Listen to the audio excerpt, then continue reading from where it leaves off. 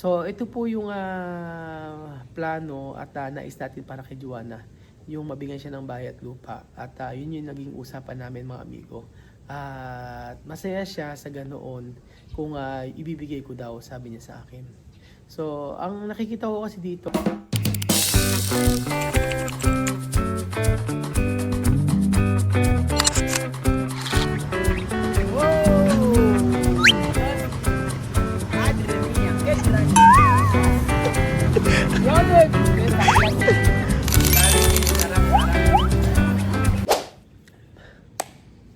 magandang araw po sa inyo lahat mga amigo. Ako po si Kuya Raul, ang inyo pong amigo dito po sa Pilipinas na dating nasa Equatorial Guinea. Ako po isang OFW na 8 years nagtatrabaho sa Equatorial Guinea at naisipan pong umuwi ng Pilipinas para mag for good. At muli po mga kababayan ko, pinapakilala ko yung aking sarili, ang pasmadong vlogger po ng Nueva Ecija.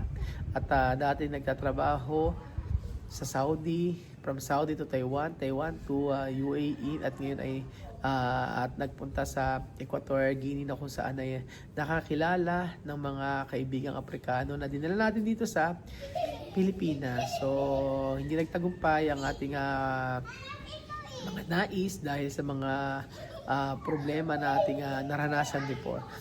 Explain pa. Kasi hindi po nakakakilala mga amigo. Para humaba.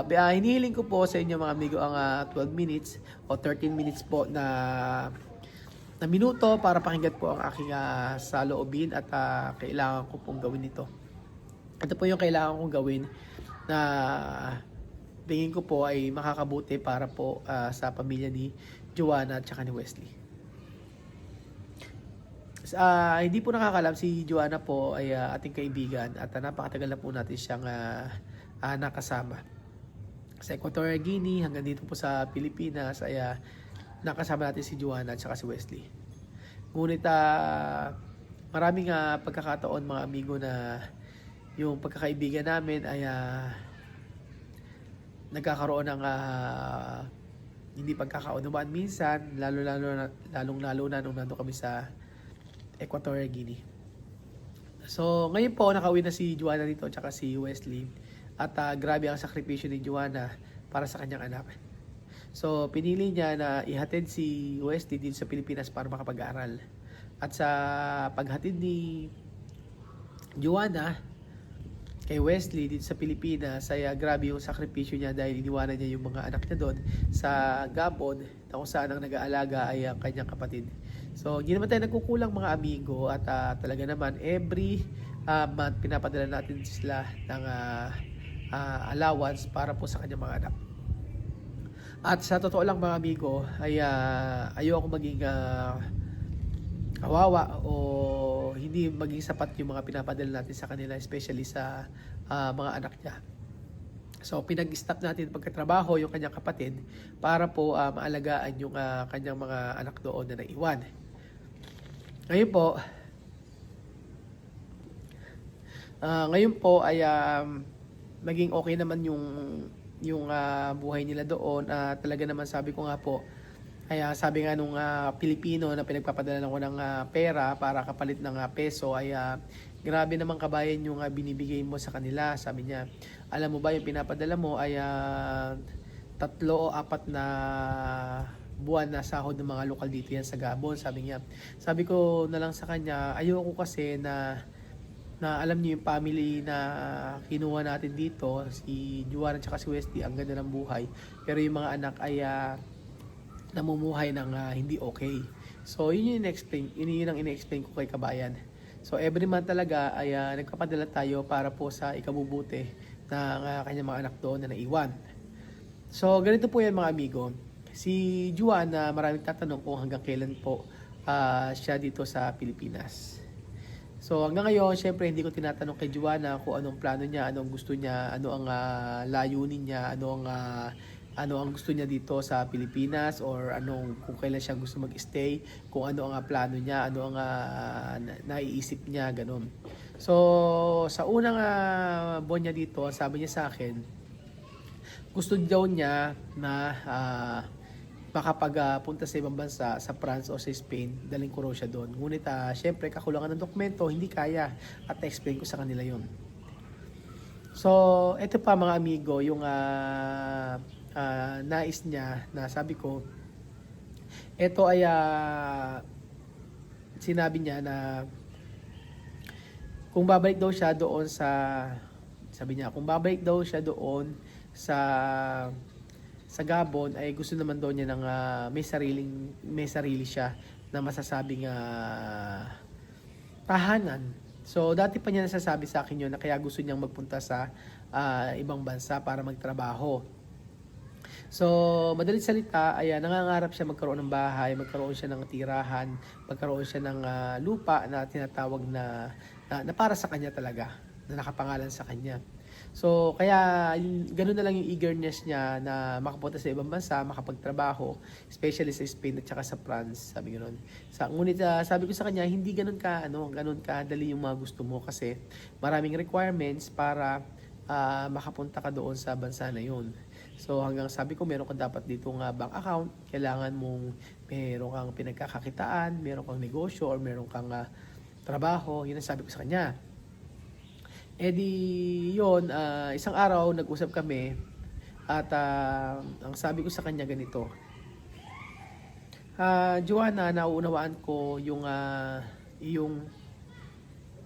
nais. Sabi ko, nauunawaan ko yung puso mo na ayaw mo bumalik sa Gabon na walang-wala. At sabi mo nga, pagka bumalik ka doon nang walang-wala ka, ay pagtatawanan ka ng mga tao doon. Sabi niya, sabi naman niya is wala naman akong pakialam. Sabi niya sa akin. Kaya nga sabi niya sa akin gusto rin talaga makapagtrabaho para magkaroon siya ng sariling bahay at lupa.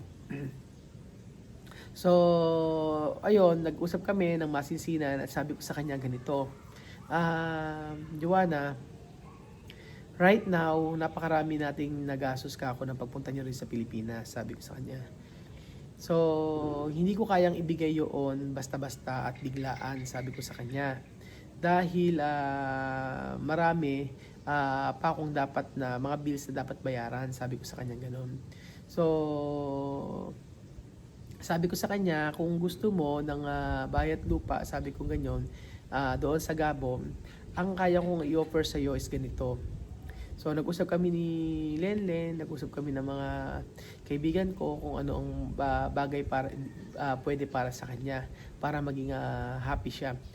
So, sabi ko sa kanya, ganito, pag-iipunan ko yung pambili ng lupa for the meantime, and then after noon, at saka natin susunod yung bahay. Sabi niya sa akin, Raul, hindi ko naman kailangan ng malaking bahay, hindi ko naman kailangan ng malaking lote o laking bahay. Ang nais ko lang ay yung merong akong matatayuan ng bahay, kahit tabla pa yung bahay, kahit pa ang bahay ay walang gamit, kahit ang bahay ay gawa sa tabla, walang problema sa akin. Basta yung masasabi ko lang na hindi ako mapapaalis at hindi na ako magre-rent every month. Ayoko na tumira sa Equatorial Guinea at gusto ko nang mag-stay sa Gabon para makasama ang aking mga anak. Mamumuhay kami na kasama ang aking mga anak doon. Sabi gano'n niya. So sabi ko sa kanya, sige, ganito na lang. From now on, mag-iipon ako ng para sa lupa na bibili natin. So magpatanong ka kung magkano yung lupa na bibilin at para maibili natin. So, yon, nagtanong siya kay Raisa at yung usapan namin na lupa ay doble presyo. So, sabi ko, pag-ipunan muna natin para at least ay in the future o mga ilang months mabili natin yung lupa. Yung pagkapagawa ng bahay ay uunti-untiin natin. So, ito po yung plano at nais natin para kay Joanna, yung mabigyan siya ng bahay at lupa. At yun yung naging usapan namin mga amigo. At masaya siya sa ganoon kung ibibigay ko daw, sabi niya sa akin. So, ang nakikita ko kasi dito is nandun yung porsigido siya na magtrabaho para mabigyan siya ng bahay at lupa. O magkaroon siya ng bahay at lupa. Hindi pala mabigyan, para magkaroon siya ng bahay at lupa.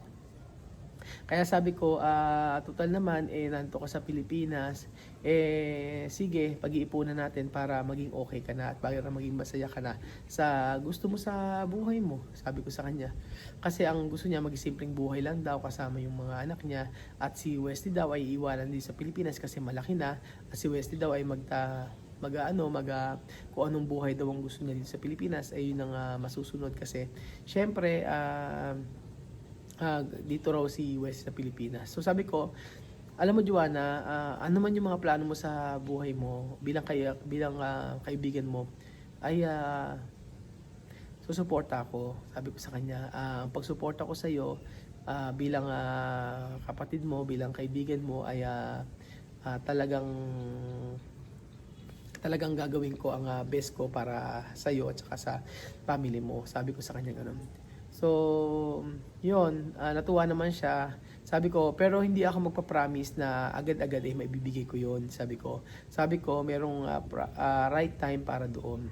Sa ngayon kasi, ang kailangan natin is provide yung pambayad ng lupa na kailangan natin bilan o kailangan natin bilhin. So, yun po mga amigo. At yung heart-to-heart na usapan namin ni Joanna ay yun talaga kumbaga parang sa puso ko ay yun yung pwede kong gawin para sa kanya.